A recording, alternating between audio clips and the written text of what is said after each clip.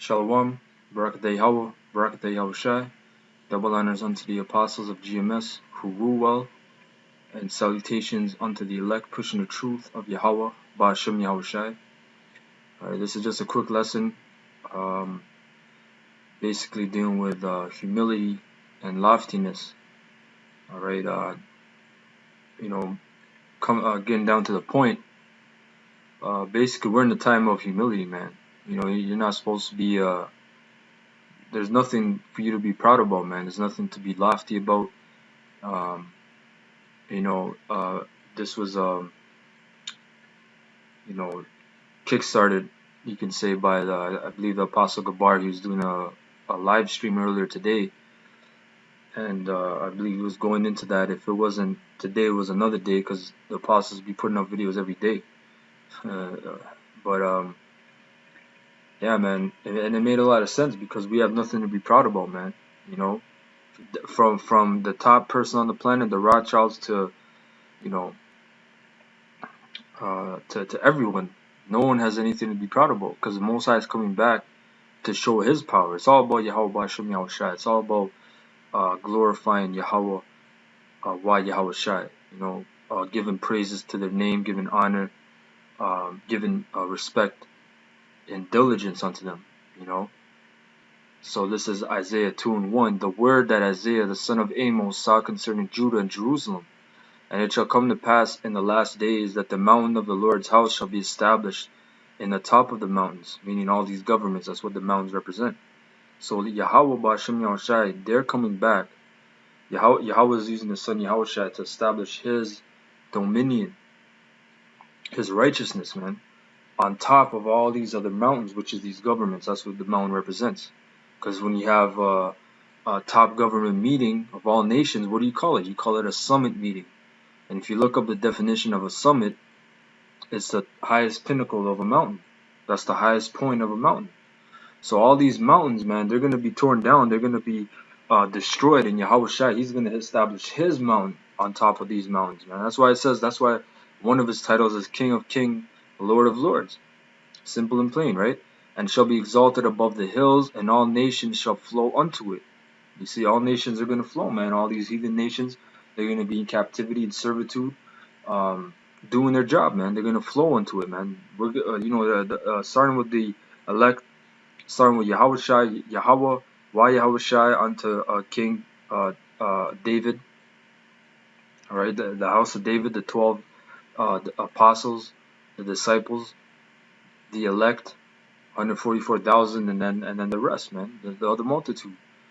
Right? It says, verse 3, and many people shall go and say, come ye, and let us go up to the mountain of the Lord, Yahweh, to the house of the Most High of Jacob, and He will teach us of His ways, and we will walk in His paths, for out of Zion shall go forth the law, and the word of the Lord from Jerusalem. You see, so all these nations, the reason they're going to be in the kingdom, they're going to be under servitude, but the Most High made it to where they're not going to be into their madness.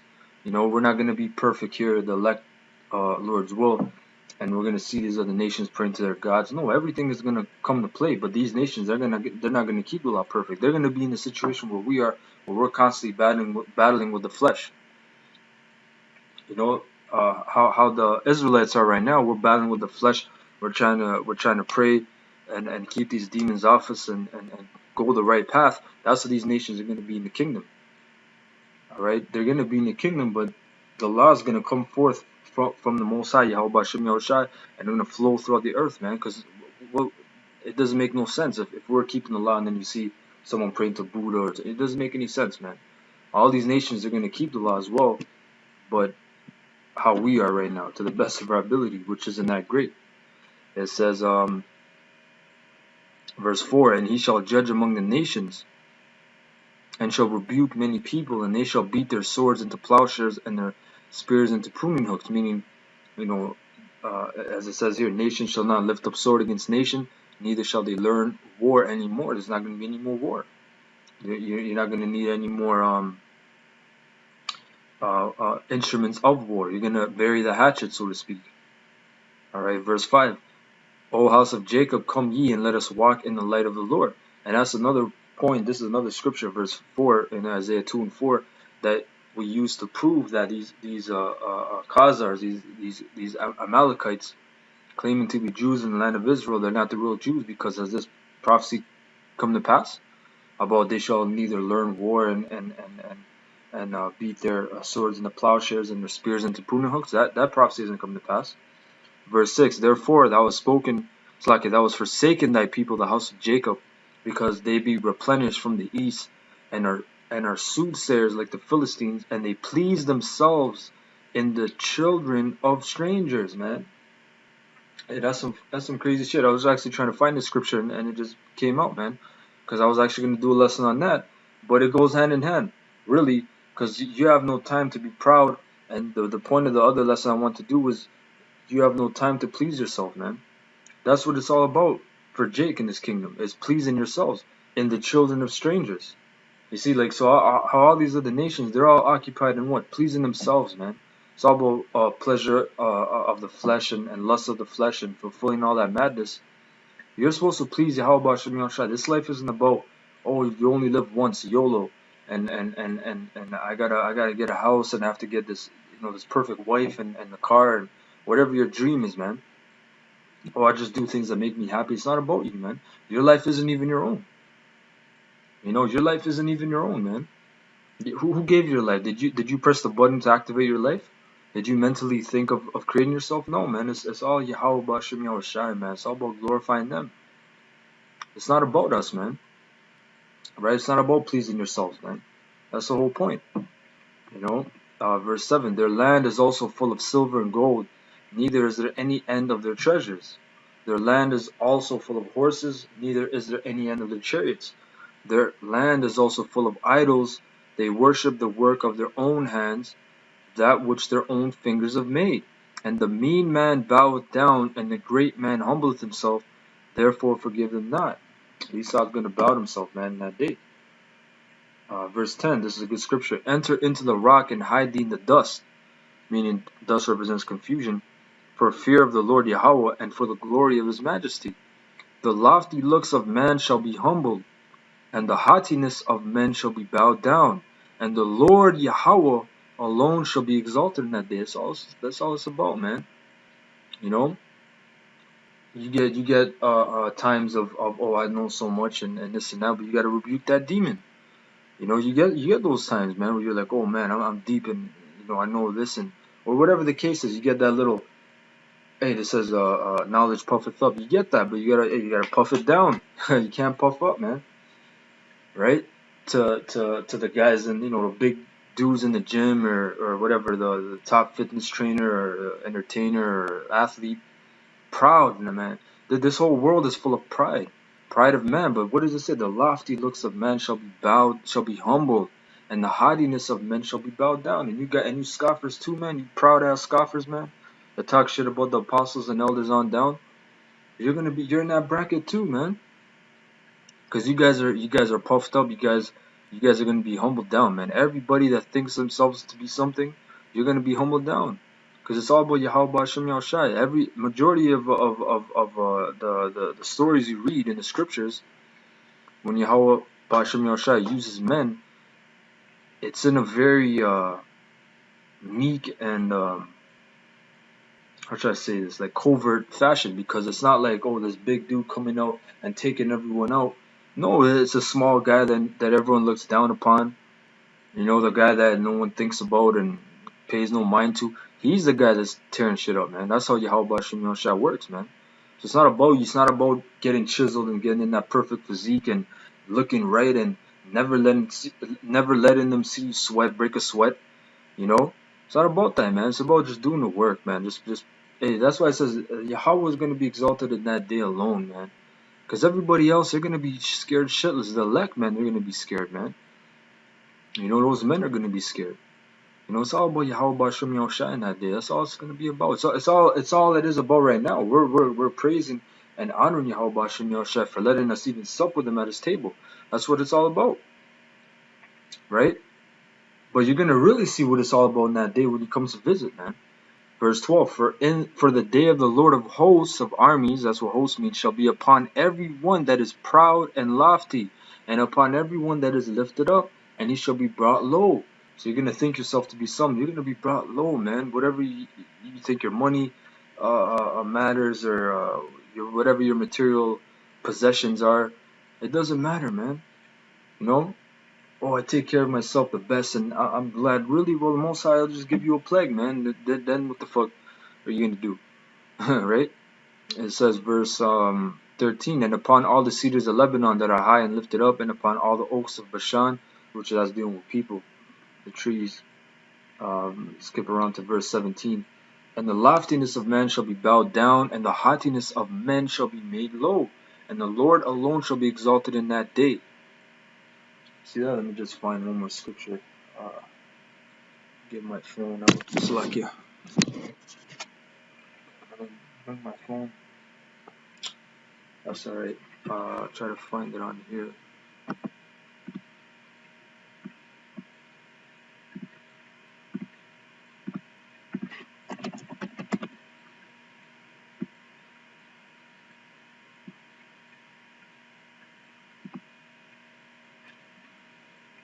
Yeah, this is a good scripture. This is Sirach 11:1. Wisdom lifteth up the head of him that is of low degree, and maketh him to sit among great men. Commend not a man for his beauty, neither abhor a man for his outward appearance. The bee is little among such as fly, but her fruit is the chief of sweet things. You see that in the bee, man? They said if you got rid of what was it like? Well, basically, yeah, if you got rid of all bees, because right now it's like 8 out of 10 bees are extinct or something like that. But if you got rid of all the bees, basically, like 90% of your food wouldn't exist because they pollinate all the plants. They have a lot of work to do, but they're small, right? You don't, a beehive, or you just see bees flying, you're like, oh, fuck it, just a bee. You don't even really regard it, but it's a very important thing. It's a very important part of how the world operates. Right, boast not of thy clothing and raiment, and exalt not thyself in the day of honor. Right? Hey, you might get a day of honor, brothers talk about your work and oh, he's good and this and that, and fine, but don't overdo it, man. Don't, put on the crown and the whole gown and get the scepter, man. And just yeah. Keep talking. I like how how you brothers making me sound. No, man, it's not about that, man.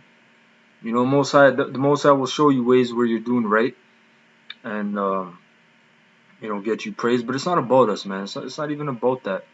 We're doing what we're supposed to do. It's not about that, man. For the works of the Lord are wonderful, and his works among men are hidden. Many kings have sat down upon the ground, and one that was never thought of hath worn the crown. Like King David. King David's a perfect example. He had, 6 or 7 older brothers in him, and he was the last brother, a keeper of the sheep. And I always love this story, because when who was it? Samuel. Yeah, Samuel. He went out to anoint the king. He, King David's father. He said, "Oh, I have this son, I have that son." And he said, "Hey, well, that's everyone." And Samuel said, "Well, there's no one else." He said, "Yeah, there is one more, but he's a keeper of the sheep. He's the littlest boy." And Samuel said, "Well, that's the king," and that's what it says right there. And one that was never thought of hath won the crown. That's it right there, man. Many mighty men have been greatly disgraced, and the honorable delivered into other men's hands. And you see that? That's beautiful, man. And that was really it I wanted to get. There's other scripture I could think of, but I don't have my phone. But off the head, that was everything I wanted to bring out, really. Hope you brothers were edified and fed. The point being, man, hey, when that day comes, it's going to be a very, very great day, man. It's not a joke, man. This whole thing is not a joke.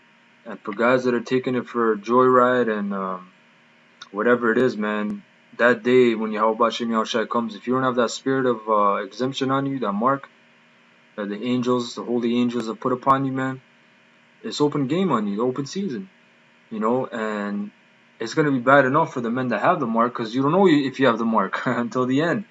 An angel's not going to come and say, hey, you have the mark, you're good. No, man, you're going to see shit happen around you.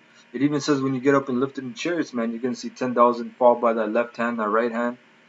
You're going to see many people drop dead, man. And that's why it says the haughtiness of men shall be brought low.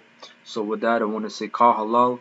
Allah Yahweh, Ba'ashim Yahushai, Tamyad, Barakatah Yahweh, Barakatah Yahushai, for letting me bring this out. Double honors unto the apostles of Great Millstone, who I learned the truth from, the great men on the planet, and salutations, blessings, and may Yahweh Ba'ashim Yahushai increase the faith of your brothers out there, person the truth of Yahweh Ba'ashim Yahushai. Till next time, I say Shalom.